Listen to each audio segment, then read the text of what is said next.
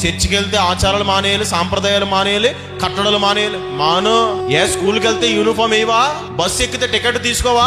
Train ఎక్కితే ticket కొనవా? బండి road మీద నడవడానికి పెట్రోల్ కొట్టించవా? గాలికి నడుస్తుందా?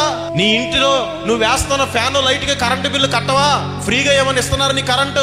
మరి ఇవన్నీ చేసినప్పుడు యేసు ప్రభు నమ్ముకున్న నీవు కొన్ని వదులుకోవాలి. నీ జీవితాన్ని అపవిత్రపరిచి, నీ జీవితాన్ని పతనం చేసి, నీకు ఆరోగ్యం లేకుండా చేసి, నీకు నెమ్మది లేకుండా చేసి, పవిత్రత లేకుండా చేస్తున్నటువంటి కొన్ని లోక సంబంధమైన ఆచారాలను మానుకోవాలి.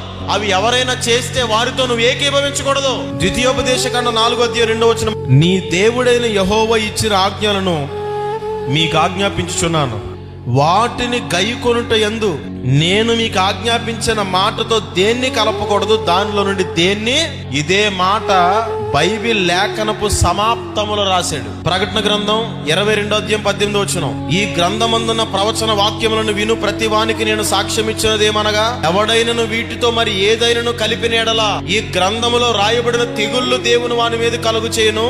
ఎవడైనా ఈ ప్రవచన గ్రంథమందు ఉన్న వాక్యములను ఏదైనా తీసివేసిన ఎడల దేవుడు ఈ గ్రంథములో రాయబడిన జీవవృక్షములో పరిశుద్ధ పట్టణములో వానికి పాలు లేకుండా.